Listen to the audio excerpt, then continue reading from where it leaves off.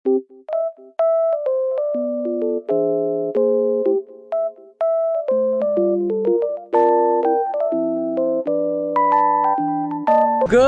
afternoon guys! Ayan, I am currently here sa may BGC kasi dito nangyari yung aking meeting sa work.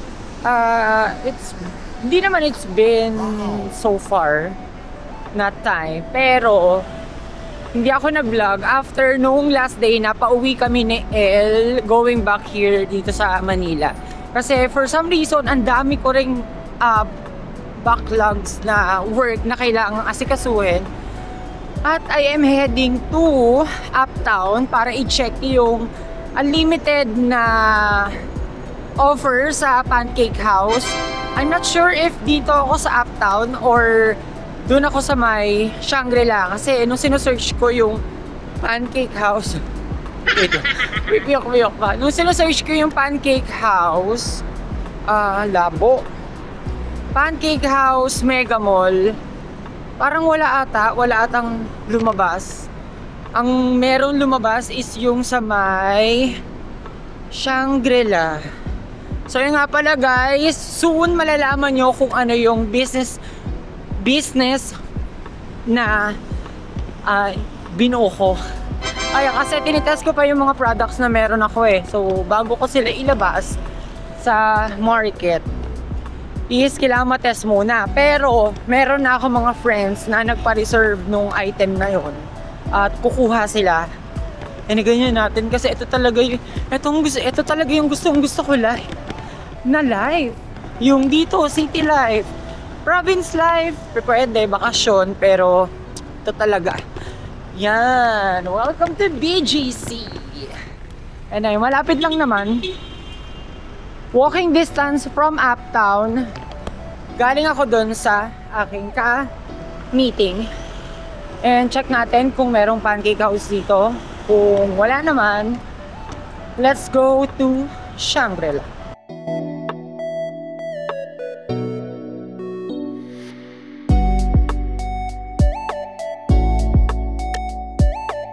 Medyo matagal-tagal na rin since nung last time na napadpad ako dito sa may BGC. At alam ko sobrang mabilisan lang yung naging errands ko dito. Like meron lang ako minute na friend, tapos kumain lang kami saglit. Then ayun na, ito na Uptown. 'Di ba? Parang probinsyano. So anyway, pa nga ba? Nasaan na ba ako sa sasabihin ko? Meron ako sasabihin kasi, meron ako i-share sa vlog na hindi ko muna siya ilalabas pala. Sorry. Pero ayun, malalaman nyo soon guys kung ano yung business na aking ginawa. Ito na talaga. Talagang adulting is life. Kasi hindi na ang tawag dito, parang alam nyo yun, unti-unti nag-grow. Tapos mapa-jewelries, mapa-gusto in life. Ayun, basta medyo nag-ano ako ngayon. Yung mood ko for ano na siya, for adulting na. So, ang daming makakainan here. Pero syempre, ang priority ko is Pancake House.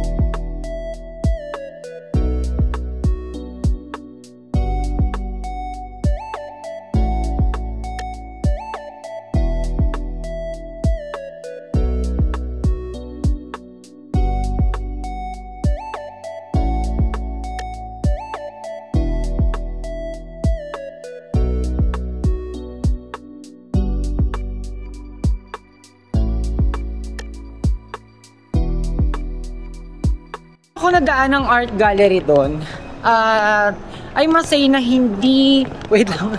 Naka-usli yung aking charger kasi malulobat na yung aking camera. So nakalimutan ko siya i-charge sa bahay. Kaya ayun, 27%. So going back, ayun. Hindi pa ako dun sa era na gusto ko mag-collect ng mga paintings. Wala pa. Hindi pa sumasanib sa akin yung ganong era na puro paintings. Pero looking forward ako na magkaroon talaga ng kahit at least 4 or basta Depende. Depende kung ilan yung magugustuhan kong paintings. Pero syempre, ang isa sa pinaka gusto ko talaga magkaroon is yung painting ni yung kay Mona Lisa. Kasi yun talaga very classic, very sa akin na nakikita ko yung or na-appreciate ko yung ganda ng painting na yun.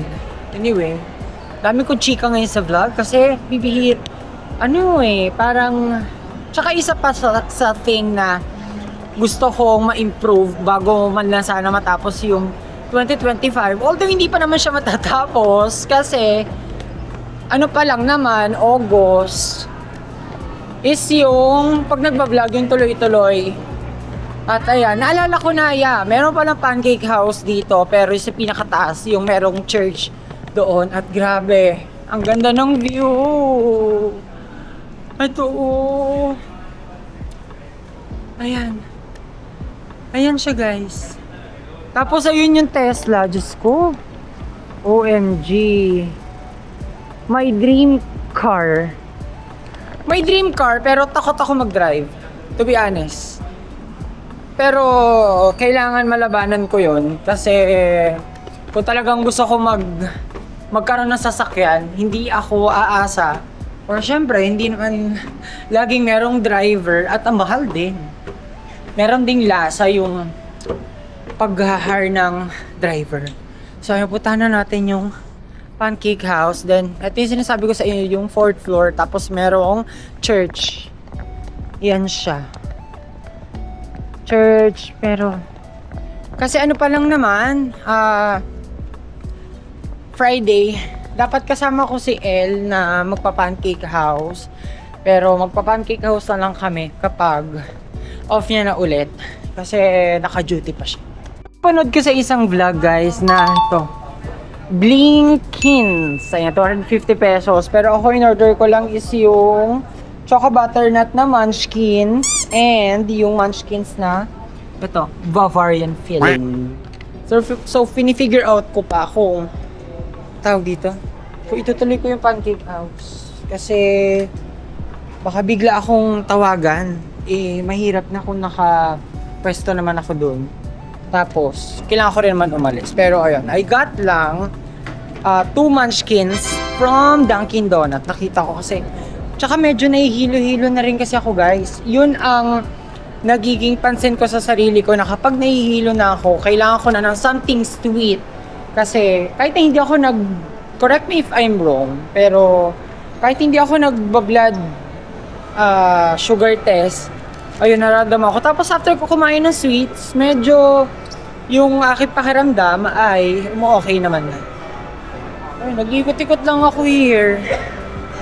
Kasi bibihira ako makagawa ng vlog dito sa may Uptown Mall. And i-check natin yung Beyond the Box.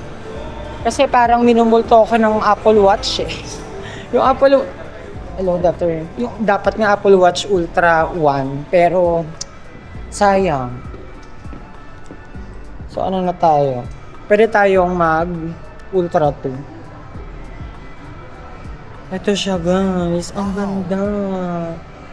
Tsaka perfect talaga na mag-Apple Watch ako kasi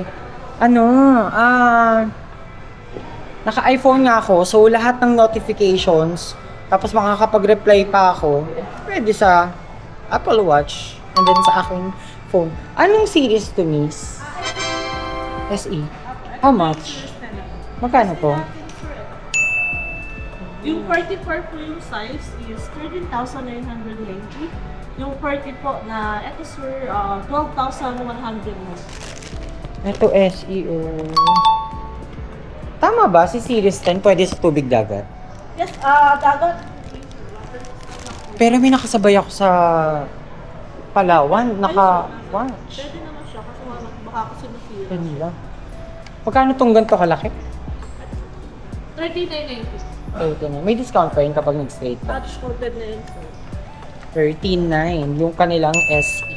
Anong... Okay, jump tayo dito sa may MOA. Ito na yung next day ng vlog. Kahapon, nakita nyo na nasa Dunkin lang ako. Yung last ko na clip is nasa Dunkin.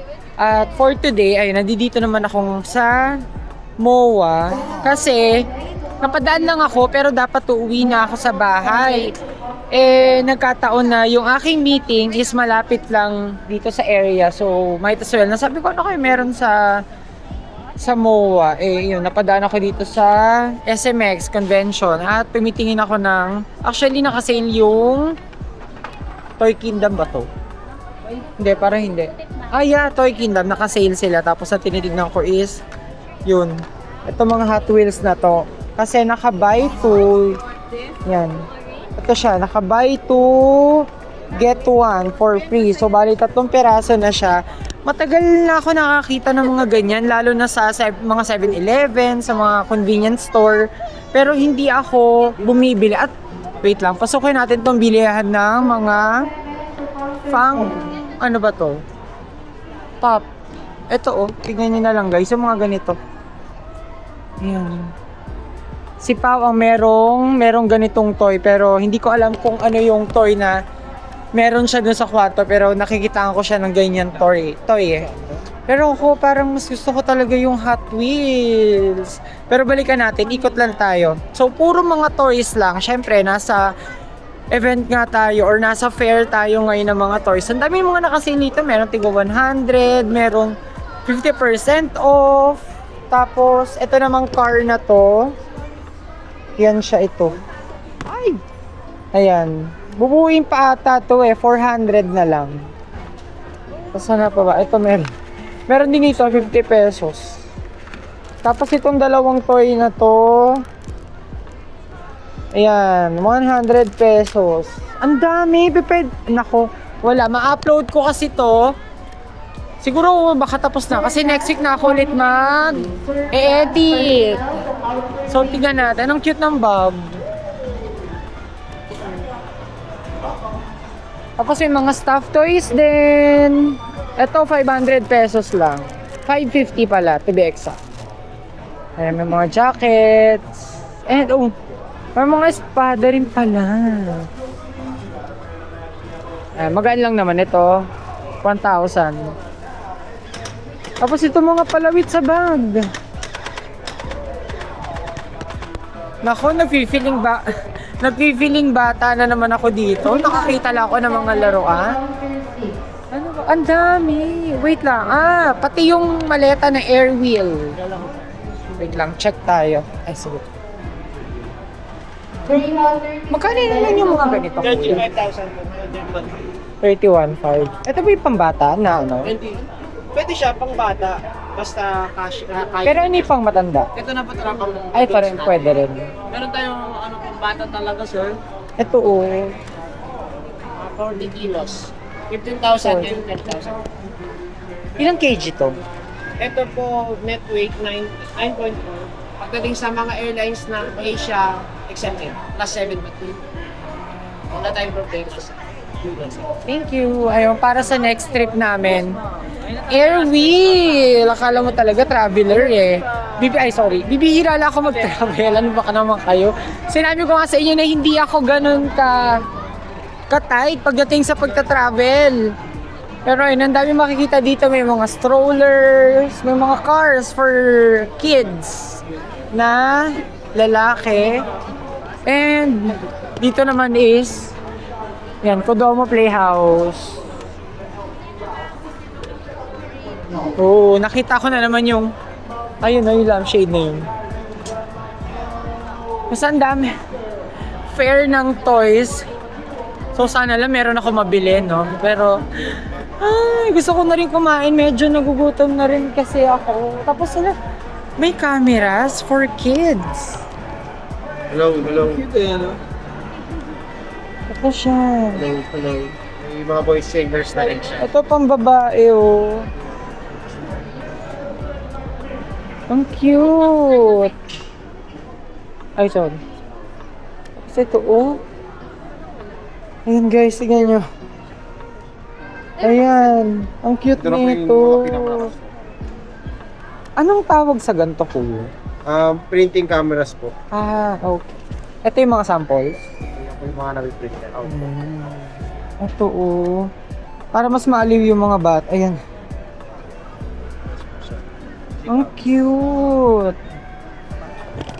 Grabe, parang nung bata ako wala pa talaga actually, eventually na ganyan. Pero ngayon, grabe ang high-tech na. Meron na rin cameras for kids. At dito naman sa likod ko, bilihan ng mga bags. And wala pa naman tayong baby. Kaya, siguro, perhaps, na-enjoy ko na pumunta-punta sa mga toy store. Pero, since wala pa nga akong baby, ayun, hanggang tingin-tingin lang mo.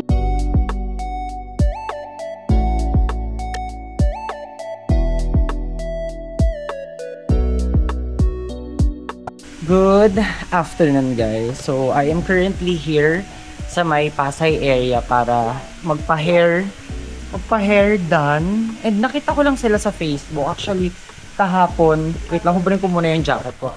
Kahapon, habang nagbabrowse ako, nakita ko na to, tapos tinawagan ko na rin. Pero, since gabi nga, kahapon, tawag dito, sabi ko, hindi na ata ako aabot para magpa-appointment. Pero ngayon, tinawagan ko sila mga around 3 PM kanina. Pero ayun. Ate, patingin ng mga hair extensions. Since gusto ko nga na ma-achieve yung highlights, pero hindi naman din siya na-achieve. Ayan, hawak ko na yung mga extensions. Ito siya, guys. Ayan siya. Ayan ang cute. Siyempre, hindi naman tayo mag-black. Ayoko rin naman ng blue. Dito tayo sa, ito, black. Ito yung mga products nila at ayan, zoom ko. Ay, kiarap ko na nga lang. Bakit ko pa zoom? Pero ayan, nakausap ko na. Ang ikakabit is yung blonde, pero after nun, tsaka nila kukulayan ng gray color para ma-achieve niya yung gusto kong kulay ng buhok. Kasi, ayan, tignan nyo, close-up shot sa aking hair. Ayan siya. May highlights, yes, pero mas gusto ko talaga yung gray. Guys, ang buhok ko kasi mahirap i-achieve ang highlights kasi kahit na nakulayan siya and kahit na virgin hair, pag nagko-color ako ng gray or kung ano mang mas light, kahit gumamit ako ng mga shampoos na recommended, hindi pa rin talaga nila na a-achieve yung color na gusto ko. Ito yung kanilang reception area. Tapos ay meron silang second floor eh. Pero I think nag-offer din sila ng other services. Pero update ko kay mama, itatanong ko lang kung ano pa yung mga services na ino-offer nila dito sa salon. Ito na guys, pinapipili na nila ako ng color. And syempre, since gray yung ating pipiliin na color, I must go for ganito ka-light. Here. Ang gulo ng cam. Ito. Or, pwede na naman yung ganito. Kaya lang medyo dark siya. Kayanin ko pa kaya talaga yung ganito ka-light. The gray colors. Tapos ito naman yung kanilang mga dark colors. And syempre, yun. Ito, color white. So, ayan. Ito na siguro. Or ito, para closest sa pagka-dark na color. Pero pwede rin naman to. Okay, ito na. Sisimulan na ako guys. Pero bago yan. Ay, sorry. Magsha-shampoo muna. Tanggalin ko ba yung jacket ko? Wag yan. Sige. Shampoo muna. Ang ganda dito sa kanila guys. Ayan. Yan no, tignan yung ceiling. Na-amaze ako kanina nung nag-restroom ako. So ayun, 15 strands daw yung aking gagawin.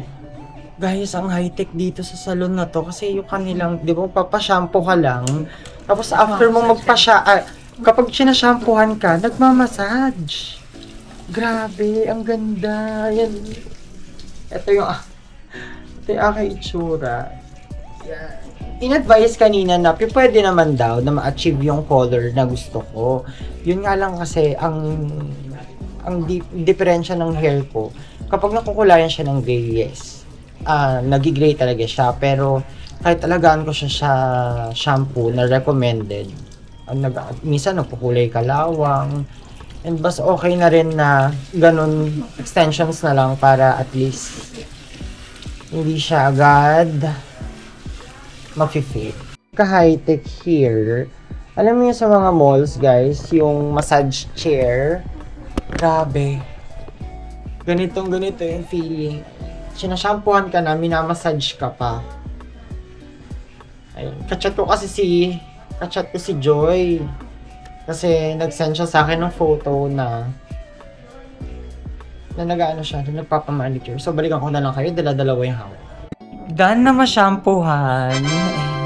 Ayan, sobrang relaxing nung kanilang massage chair / shampoo area. So, ito yung kanilang iba pang extensions. Ayan siya. Zoom natin. Yan. Meron ding kulot. Pero yung akin nga is ito.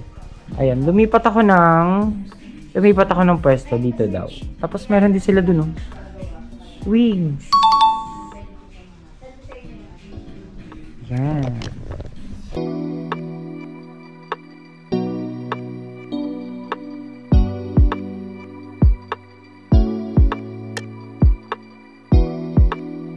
Ongoing yung pagkakabit ng extensions at I must say na ang ganda kasi ang nipis ng pagkakalagay tapos ito pa sa isang factor, hindi siya masakit.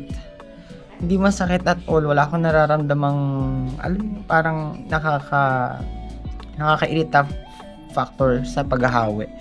Ayun, sobrang ayan, ito siya, gray yung aking pinili kasi ito naman talaga yung gusto ko. Pero hindi ganyan kahaba guys kasi ang request ko ipantay lang siya dun sa mismong haba ng aking undercut na hair. Ayan na siya guys. 15 strands lang yung parang inalaw kanina. Pero let's see kung mapadadagdagan ko pa siya. Pero sobrang sulit na nito guys. Mama-explain ko sa inyo kung ano yung mga naging procedures, then kung magkano yung how much yung kanilang mga prices.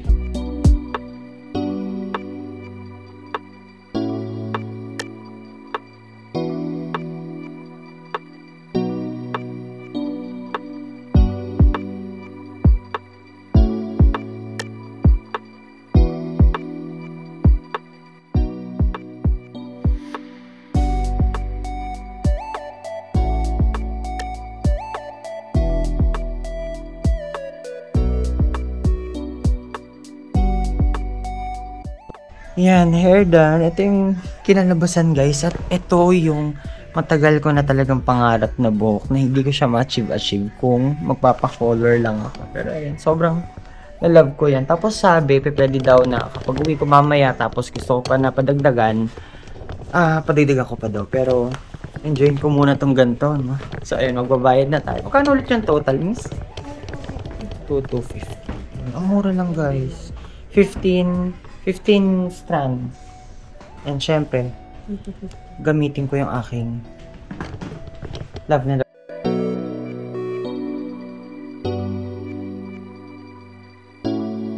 Hair done. At sobra akong satisfied. 10 out of 10. So ayun, inalok ako na kung gusto ko daw ba mag-vlog dun sa mismong salon, pero sa hindi na muna for now kasi meron na akong meeting. And ayun, ang maganda dito guys, binigyan nila ako ng VIP coupon na which is pwede ako mamili dito sa mga products and services nila. Tapos 500 pesos na lang, hindi pala products, yung kanilang mga services. At ay, ang pabait ng staff guys. Puntahan nyo tong Jenny Spa, dito lang to, malapit lang to sa May MOA. So ayun, daan kayo, drop by kayo. Tapos kung gusto nyo magpagawa ng mga hairs or kung ano pa man, nail extensions, eyelash extensions, pwede. Tapos ang babait talaga na staff. Pang ilang beses ko na sinabi to kasi sobra akong satisfied talaga. So ito na yung kinalabasan ng aking hair. Ayan na siya. Up until now, hindi ko pa rin siya maramdaman at sobrang gaan at ang lambot nung kinabit sa aking hair extensions. Ayun, after ko na meeting, baka siguro uwi ako ng apartment ni El or uwi ako sa'yo. Uwi ako sa may bahay namin sa Manila. So ayun guys, thank you so much for watching. Sobrang short lang na naging vlog ko for today. Like as in, randomly, nagpa-hair extensions ako. Eh, kumagat naman ako kasi mura. Mura siya, affordable din. Sobrang high quality ng service, high quality ng mga products. And syempre yung heart ko, sobra akong saya kasi na-achieve nga yung aking color na gusto. So ayun guys, thank you so much guys for watching. Don't forget to subscribe to my YouTube channel, Lance Ivan Vlogging. Please like and share this video if natuwa ka. So see you on my next vlog. Bye!